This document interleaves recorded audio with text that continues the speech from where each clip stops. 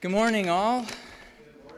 And we think we might actually be broadcasting onto YouTube and Facebook, we hope. Say your technology prayers this morning. I'm so pleased to welcome the Reverend Dr. Courtney Pace to be with us this morning. Courtney is the Prathia Hall Scholar in Residence of Social Justice History for Equity for Women in the Church. That's a mouthful, as your business card, like both sides probably. But great, important work. She's visiting faculty at Rhodes College. I'm going to tell you a little bit of her school because I think I want to get to the end of it. She has PhD from religion at Baylor, a Master's of Divinity from George Truett Theological Seminary, and a Bachelor of Science in Computer Science Engineering with minors in mathematics and psychology from UT Arlington. That's really interesting to me because I actually think that we need more theologians in computer science right now. You do realize that's where so anyway, sorry. So she's done a lot of things, and I understand, so she's an ordained Baptist minister, trained as a figure skater for 30 years. I mean, you're a Navy SEAL? Is there something you haven't done? So interesting breadth of experience, but she has researched social justice movements in American religion, especially concerning race and gender. Courtney's the author of Freedom Faith, The Womanist Vision of Prathia Hall, and Beyond Eden, the collected sermons and essays of Prathia Hall, and lots of other scholarly articles and publications as well. Anyway, especially on this MLK weekend, we're really honored and excited to have Courtney with us today, and I'll give it to you. Well, thank you for that. I am thrilled to be with you today. I have been a fan of Calvary since I moved here from Texas in 2015. You love learning and waffles. You had me at hello. I have always felt like an insider and an outsider at the same time. Just about everywhere I go, and my research is no exception. I grew up an only child who was good at school and figure skating, sang and danced, and one time rollerbladed in my Southern Baptist suburban megachurch, and then was recruited to engineering camp as a minority in STEM. I went 2 summers and loved it so much that I became an engineering camp counselor, and I really did start stories with this one time at engineering camp. The camp advisor also introduced me as a freshman to student groups for minorities in engineering, where I found some of my closest college friends. And then as a seminary student dealing with my own call to ministry and all that fundamentalist baggage in tow, I was once again insider and outsider. The spaces that had nurtured me in faith didn't have room for me anymore because I didn't follow what they said I should be. The spaces that had championed inclusion felt too far gone from what I knew to be comfortable, and there was a kind of spiritual homelessness that I felt for a long time. I did what a lot of us do in that dilemma. I started a PhD. In my first year of graduate school, I wanted a dissertation topic that would deal with the intersection of race and gender, largely to make sense of my own experiences. And that's when homiletician Tom Long suggested Prathia Hall, who had allegedly originated I Have a Dream. No one had done work on her, and it was a wonderful opportunity to choose one particular biographical lens to get at bigger movements in the 20th century through one particular story. I was instantly drawn to her, beyond what I could fully understand at the time, and I left no rock unturned in trying to find primary sources from which to tell her story. I have basically been a detective since 2008. Every new source of information would point me in a new direction, a new lead to chase, and I had to figure out how to fit all those pieces together. An added challenge to this work is the fact that I'm white. Womanism is a liberation methodology rooted in the experiences of Black women, affirming the equal humanity of all people, opposing every form of oppression, racism, classism, sexism, and offering Black women's correction needed to white feminism, which so often ignores race and class. Historians have always been insiders and outsiders to their work, typically choosing topics that help us make meaning of our own pain in a way that we think will serve the greater good. While I can relate to some of the adversity that Hall faced, I am an ordained Baptist woman in ministry, I'm a survivor of domestic abuse, I juggled child rearing, divorce, and a mix of part-time and full-time jobs while earning a PhD, my understanding will always be limited by my context as a white scholar. And my earnest hope is that my research can be a resource, but I celebrate and respect that critical engagement with Hall's life and work will be led by womanist scholars. Raised in North Philadelphia, Hall assisted her father, Reverend Berkeley Hall, in the work of his church, Mount Sharon Baptist Church. Having attended predominantly white schools, Hall's first experience with Jim Crow segregation came at age 5.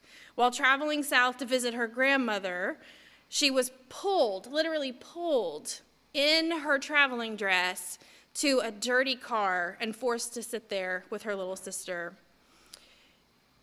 In high school, she became involved with Fellowship House, a Philadelphia social justice organization for youth and college students where she studied nonviolence. She joined sit-in demonstrations along the North Shore and had her first exposure to SNCC. SNCC is short for the Student Nonviolent Coordinating Committee, which was formed in 1960. It's significant to me that it formed Easter weekend of 1960 to organize voter registration and nonviolent direct action. Whereas Dr. King's SCLC focused on short-term campaigns, SNCC moved in.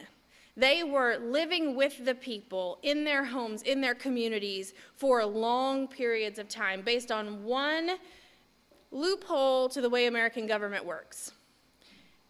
Every 2 years, we re-elect our entire Congress.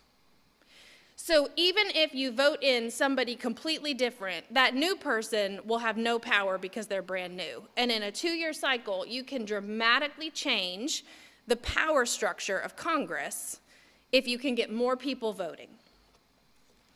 So in 1962, as Prathia was finishing at Temple University, she told her mom, "I want to go south and join the movement." In her second week in Atlanta, she was recruited to work with Charles Sherrod in SNCC's project in Southwest Georgia. It's Albany, not Albany. I've learned that. SNCC, they call themselves field secretaries, but they would canvass door to door to talk with local people about registering to vote, building trust, and acknowledging the very real danger of any kind of connection with these civil rights workers. Folks would come up missing. Their address would be printed in the paper to encourage harassment and intimidation tactics. It was dangerous to want rights. Hall often spoke in mass meetings and often on behalf of Southwest Georgia and for SNCC fundraising. In interviews with Hall's colleagues, even the ones who weren't religious, the very first thing every single one of them told me, but there was something about her as an orator, there was something about her presence that they knew they were hearing something special. There was a student she described herself as nominally Jewish, but she said even she was feeling the Holy Spirit in the midst of hearing Prathia talk. SNCC historian Wesley Hogan described Hall as one of the movement's most powerful young preachers and listed her in the company of James Lawson and King as leaders of the Black church in the 1960s. One of the most influential aspects of Hall's leadership was her guidance in training new SNCC volunteers. She was from the North. She had gone to predominantly white schools, but she was rooted in the Black community and had relatives in the Southern Black church. So she could very easily explain to the well-meaning white college student from Connecticut how they had to act and move differently if they wanted to do civil rights work in Georgia or Alabama. And so she was part of SNCC orientation, helping folks understand we're going to go to church, we're going to wear stockings, even in the summer. We're not going to walk Black men and white women together anywhere. Whoever's driving the car, everyone of a different race will duck if someone drives by. Just understanding the kind of diligence they needed to have for safety. She helped them understand etiquette, propriety. She stressed the importance of behaving according to Southern social mores and finding that balance between going ahead and embodying the beloved community and making sure everybody lived to get there. She was key in preparing SNCC volunteers to adapt to the psychological realities of working in that overlay of terror and violence in the rural South, knowing that at any moment, someone could come and kill you. If you heard a car drive by late at night, everybody froze because they didn't know if it was friend or foe. And in that, Hall gave people theological context for managing that fear. She said, when fear was so real and powerful that we could taste it, we would sing the songs of the movement because that's where the community was. When jailers would demand they be quiet, they knew their message was getting across, so they would just sing louder and louder. She spoke of the power of the music as a lifeline, like gulping for breath in the face of fear. I want to give you an example of that. I woke up this morning with my mind, yes, it was stayed on freedom. Oh, woke up this morning with my mind, yes, it was stayed on freedom. I woke up this morning with my mind, yes, it was stayed on freedom. Hallelujah, hallelujah, hallelujah. Do you feel that energy that you can make from within yourself, and no matter what people call you, nothing can take away your human agency when you can create sonic energy. And they found that by singing the music of the movement, calling on the tradition of spirituals, in some cases calling on innovative music of the 1960s, they were able to create sound and words and an environment, the millennials would call it a moodscape, that sustained them. No matter where you were, someone else somewhere was singing that song and you weren't alone. And that white person wasn't going to get the last word. On August 30th, 1962, Deputy Short of Sasser, Georgia, tried to pull over Roy Daniel and Prathia Hall in a car, shooting bullets while he's pulling them over. He was driving 30 miles an hour, in case you were wondering. Hall responded by looking Deputy Short in the eye, something that black people were forbidden to do. And she said, "We are going to talk to people about registering to vote, and you have no right to stop us." She described his reaction. He became enraged, changed colors, foaming at the mouth, cursed me with names, some I had never heard before or since. Hall went numb. And she says, if I had moved one muscle, I would have given him the excuse he wanted to raise the gun and fire. Instead, he emptied his gun at her feet and put them in the Sasser jail overnight. On September 5th, 1962, so she didn't even get a week between these kinds of things happening, Hall was with a group gathered in Albany to welcome new recruit Jack Chatfield. They were piled in a tiny Nash Rambler. You remember those? They confirmed their plans for the next day, stopped to get gas on the way home. Chatfield was in the kitchen eating a late-night snack, and a quiet car motor emerged, followed by a hail of gunfire at bed level. Shots riddled the house, and they all hid. They had been taught that if you hear gunfire, you drop to the ground, because night riders were shooting, expecting people to be in their beds. They froze for 45 minutes, not sure if someone was coming back. And then comes the question, what authority can I call that I can trust? If I call the local police, will they care? Does my life matter? If I call the Georgia Bureau of Investigation, so you know who they called? New York Times reporter Claude Sitton, who was covering the civil rights beat, because they knew he would hear and believe their whole story and make sure that it was told the way that it needed to be. She said, we'd been warned in orientation sessions, don't go into the field unless you were prepared to die. In fact, the first thing SNCC workers did when they joined was write a will. That night, any and all romantic thoughts about our freedom adventure dissolved as we came face to face with the real and present possibility of death. Because of this, SNCC often struggled with finding churches willing to let them host mass meetings. And you think for a church that said yes, what a profound demonstration of faith that was.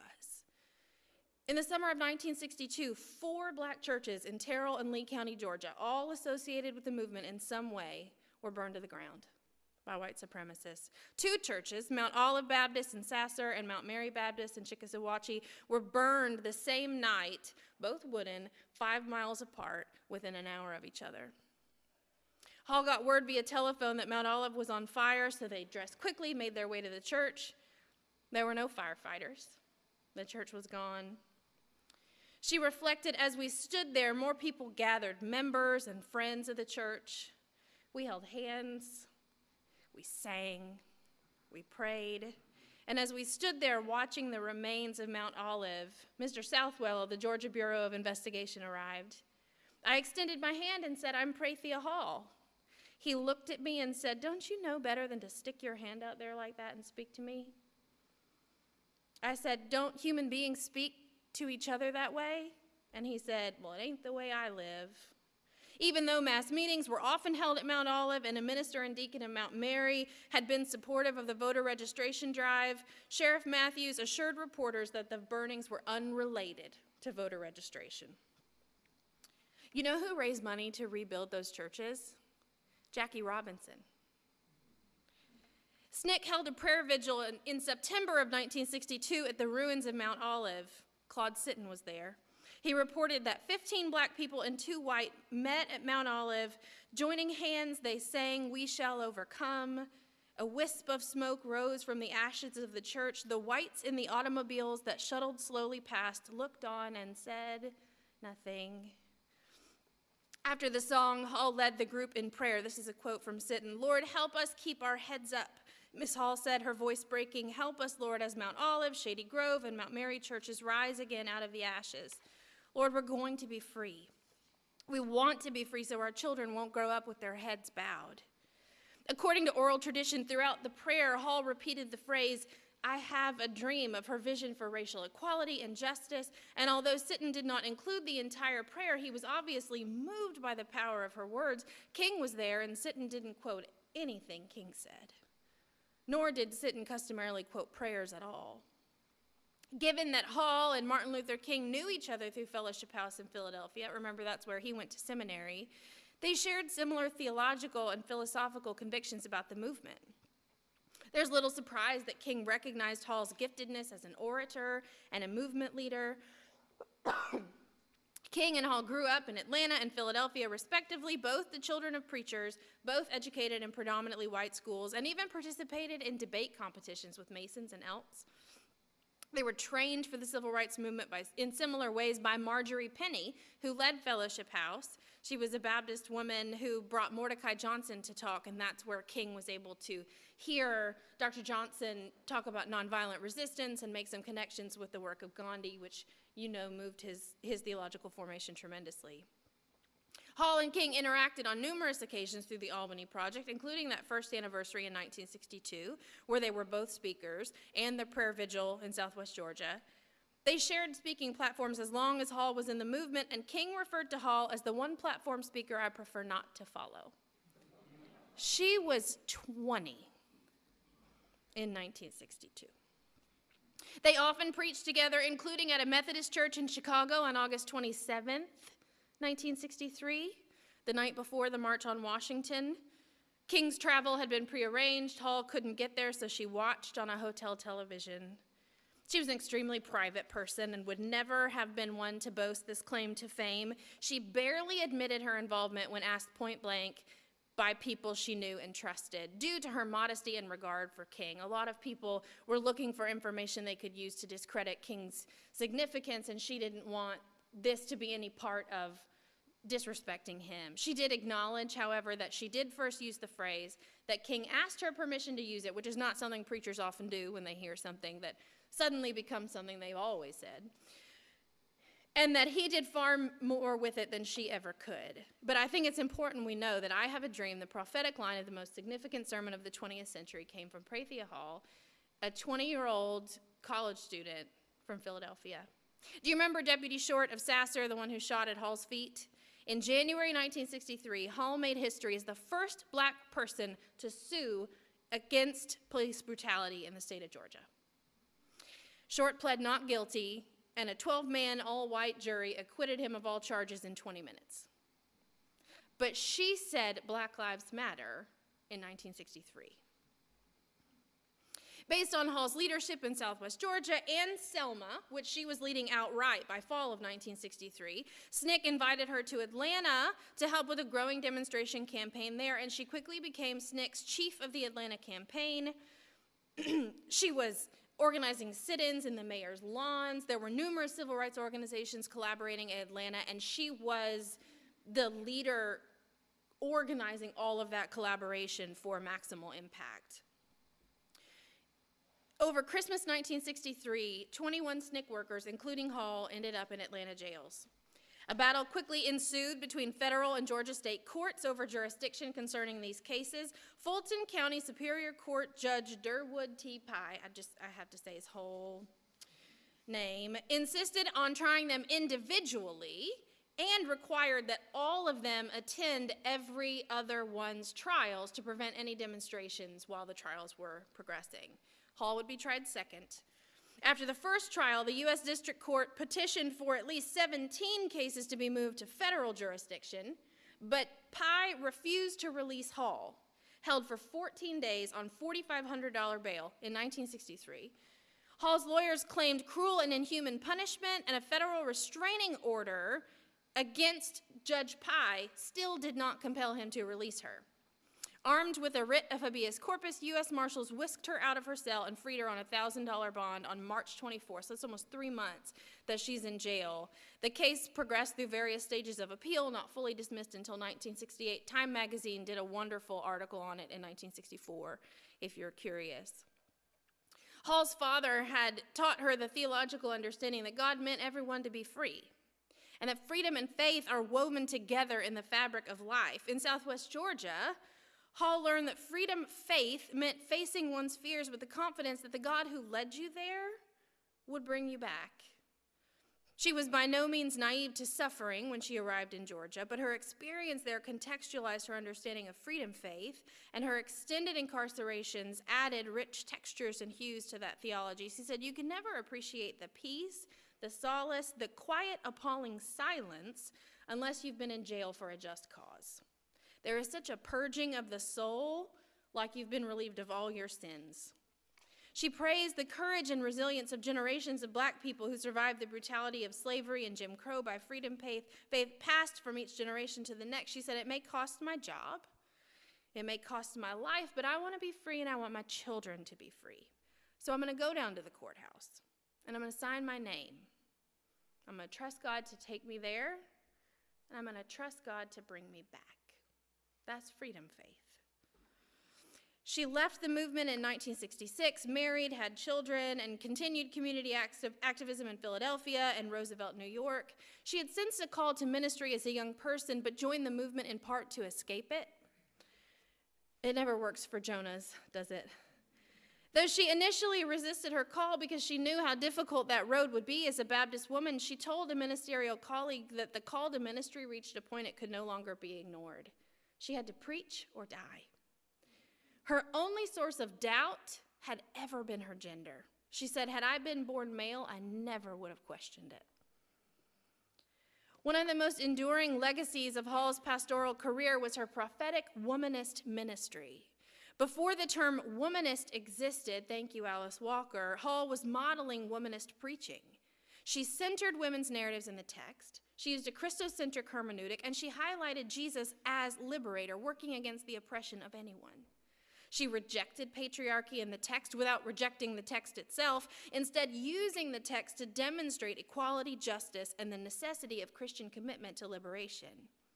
She combined the best of black preaching tradition with an unwavering call to womanist liberation, demonstrating that salvation is not just deliverance from personal sin, but living in active opposition to systemic oppression so everybody can be free. Salvation and social justice have to work together. That's radical for Baptists, and she was saying that in the 70s. Hall's preaching bridged personal faith and social justice seamlessly, rooted in her belief that the gospel demands both. She was one of the first voices in Baptist life of any race to advocate for the full equality of all people, arguing that unless preaching addressed personal salvation and social justice, the church had failed to proclaim the gospel. She said, "For whatever it is that we who mount the sacred desk do when we come to the pulpit, if it is not good news to the poor, if it is not deliverance to the captives, if it is not sight to the blind, if it is not freedom to the oppressed, it may be sweet, it may be eloquent, it may even be deep, but it ain't preaching." Anything that worked against the liberation of all people was, as Hall described, bondage doctrine.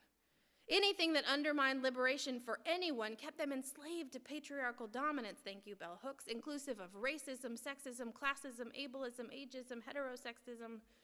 She understood what Kimberly Crenshaw would later dub intersectionality, or that compounding impact of multiple forms of oppression. In particular, that black women didn't just face racism and didn't just face sexism. They faced racism times sexism, times classism. In her preaching and ministry, Hall insisted that God's call was open to whomsoever God may call, and that biological limitations were bigotry imposed by humans and blamed on God. For churches to mediate the struggles of the people for freedom and liberation, then churches must accept the women proclaimers God has called and not just tolerate them, but eagerly hear their prophetic challenges. She knew too well that women in ministry fought for every inch of influence they dared to claim and what the church lost when it rejected to hear those voices. Even Jesus' disciples ignored the first proclamation of the gospel because it came from women. Tired of empty promises of eventual progress, Hall advocated for the full inclusion of women in ministry, and not later, now. When Baptists perpetuated patriarchal dominance, they had traded the gospel for power, she said, and they had taught women to limit their spiritual imagination to preserve the status quo.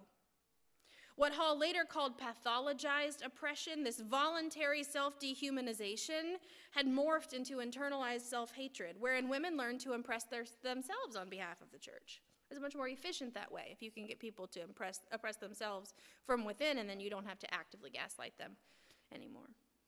She said ministers have a responsibility to stand against oppression, all of it.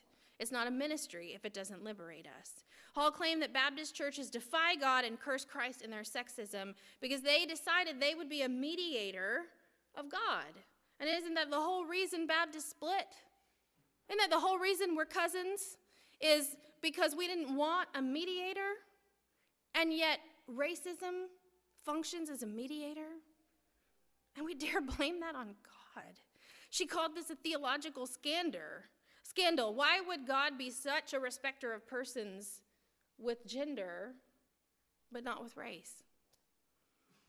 Just like that racist lie distorts the humanity of victims and perpetrators alike. She claimed the most bodacious lie that this demon tells is the lie that it tells on God. For you see, we lift this reasoning, if we can call it that, to the level of the theology, and then we claim that God said it, that God ordained it, and she said, tonight I feel God's fist in my back, saying, preacher, I'm tired of folk lying on me. Her research on the Women's Convention of the National Baptist Convention explored the ways that Black Baptist women had created agency for themselves within patriarchal structures. As many women throughout Christian history have done, Baptist women were at a moral crossroads, torn between obedience to God or obedience to the church. Enemies we didn't expect. They sacrificed their own voices to bolster racial advancement and peace within their churches because disobedience is too costly. Rosemary Radford Ruther has a beautiful chapter in Sexism and God Talk on the real cost of asking to be treated like a whole person. This self-sacrifice for organizational loyalty compromised the integrity of the whole church. She said, ignoring the moral crisis of gender compromised Baptists' ability to fulfill their historical mission. And then, she said, by silencing the women, the National Baptist Convention had no credibility as a church. And in true church club women's fashion, Hall used her position of leadership within her various organizations to cultivate strategic partnerships to further enhance the liberating work of Black churches. She knew that so-and-so was going to be at this conference, and this person's wife was on this committee, and so she would plan years in advance for a comprehensive strategy to bring the right voices to the table so that the Black Community Crusade for Children and the Congress of National Black Churches and the Children's Defense Fund could all talk together and organize their efforts. They created initiatives like Child Watch, Freedom Schools, Children's Sabbath, and One Church, 10 Families. Hall first won buy-in from the board of each group and then networked between denominational leaders at important gatherings. The way the Black church functions now is because she was doing deep organizing work in the 80s and 90s, and she wasn't trying to get quoted in the paper. She wasn't trying to get credit for it. She was trying to make the world freer. Hall's preaching brilliance made her message accessible. She would find lost narratives of biblical and historical women and expand the realm of acceptable topics for preaching to include things like women's health, family systems,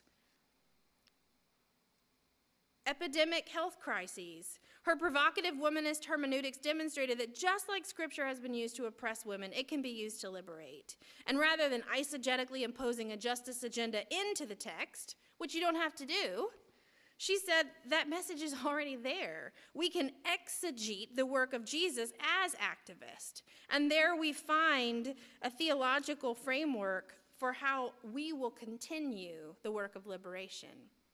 Good preaching should interrogate the text. True freedom faith required complete elimination of all forms of oppression. She called this chain removal. Remember, the oppression is bondage doctrine, and for her, getting rid of it was chain removal. Exegesis had to include consideration of whether the text was authored in a patriarchal context, how it had been used historically, and liberating preaching then would speak closely to the dying by naming what they're facing. We're not going to be afraid to say the truth because this is a place where we speak the truth so people can be free.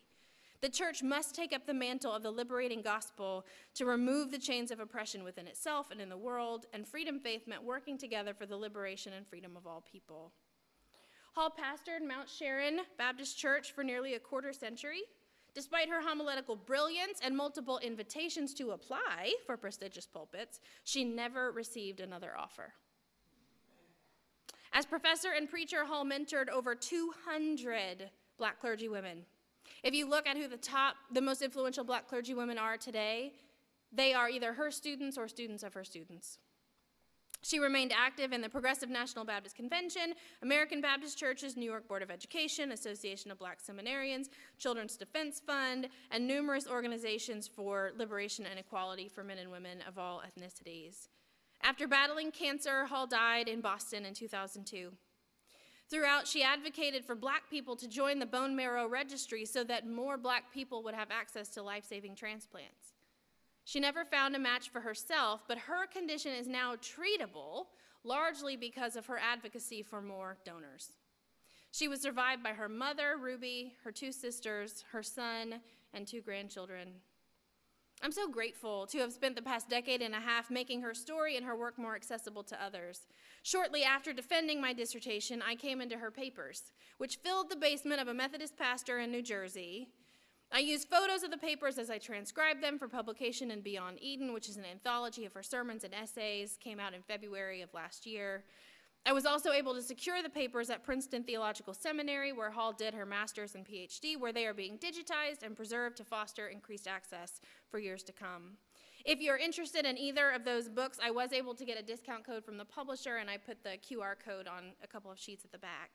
But now I want to welcome your questions. I want to hear where you'd like to take the conversation and what I can offer you today.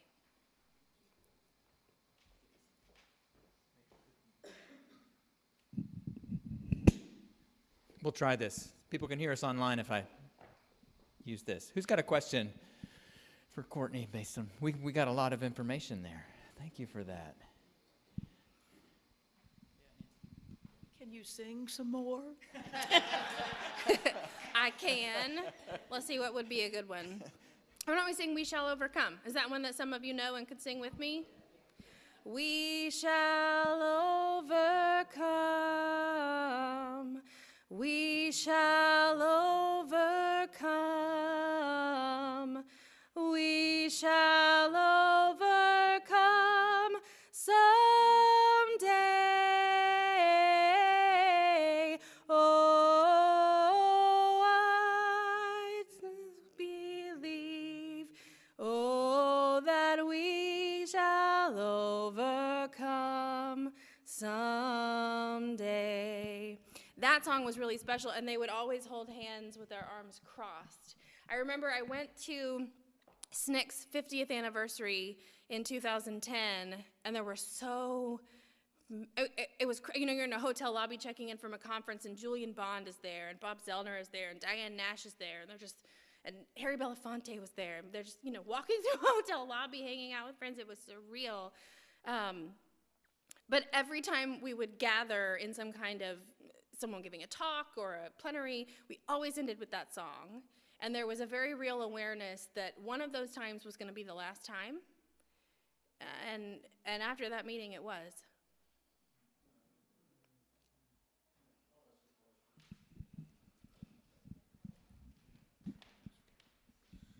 That was very well done. Thank you. Thank you. So if Reverend Hall was in Memphis, Tennessee today, what would her things to do list look like?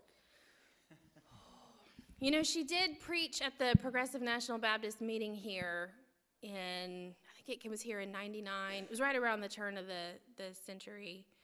I think she would be very concerned with the income differences between different parts of the community and the fact that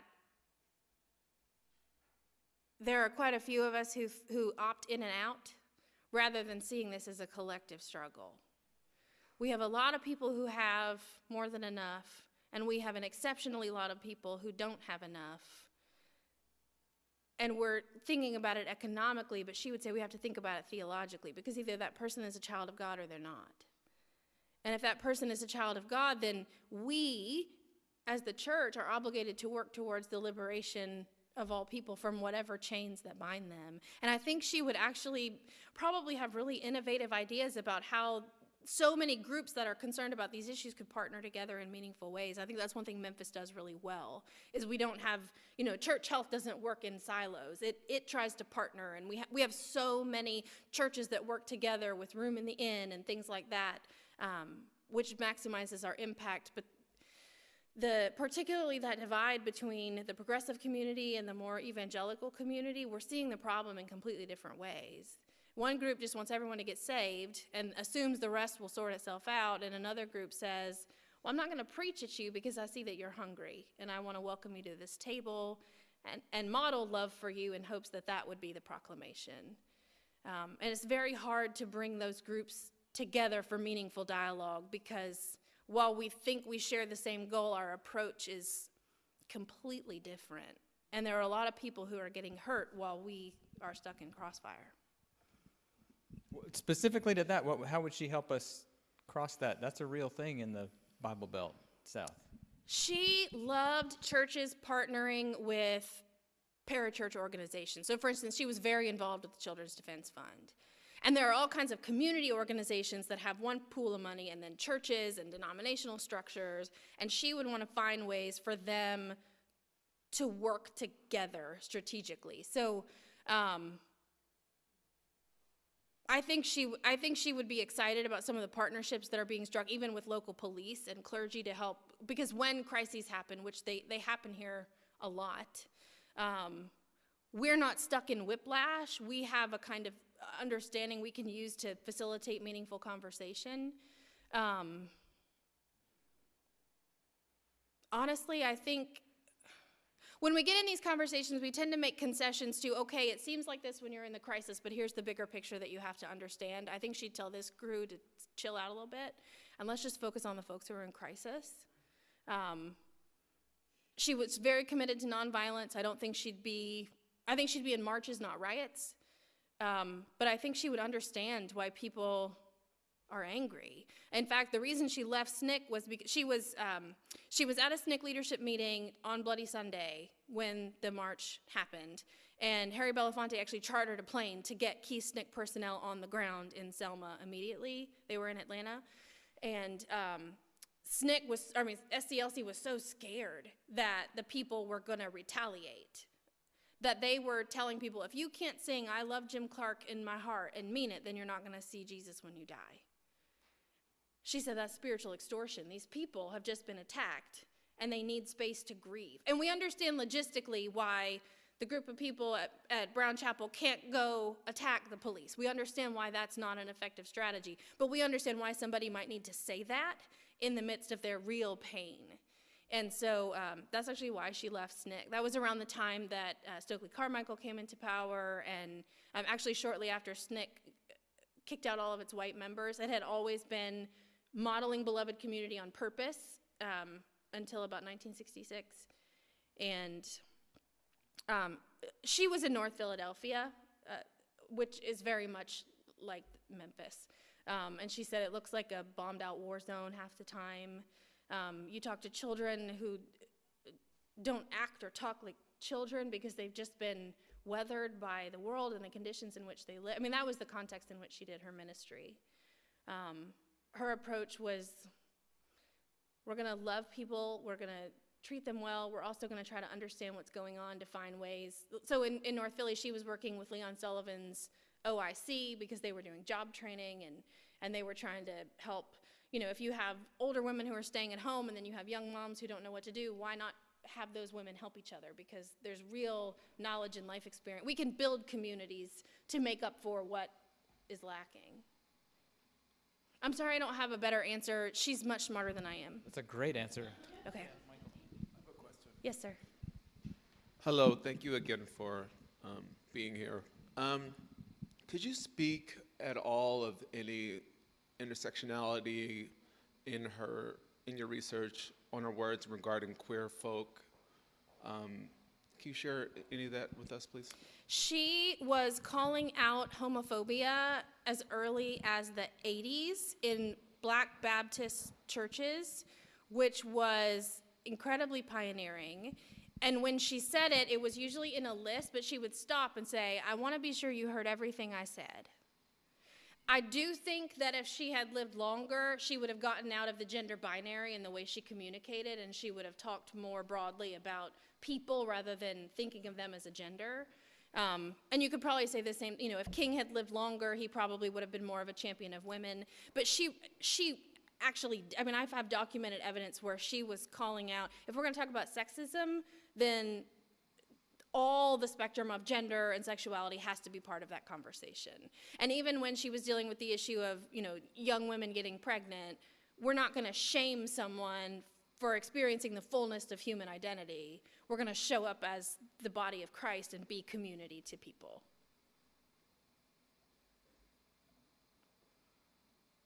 I think that's one of the reasons why her message was difficult for some to hear, is because she was saying all of it and she didn't hold back based on where she was speaking.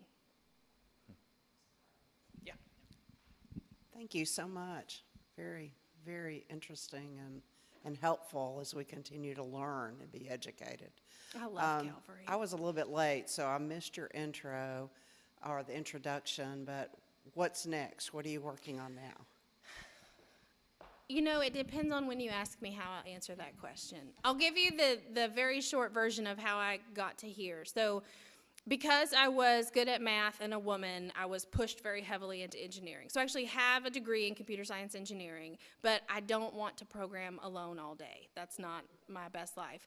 So I acknowledged my call to ministry, went to seminary, really good at school, and so I thought, well, maybe my ministry will be teaching, and that's where I found my greatest home is in academia.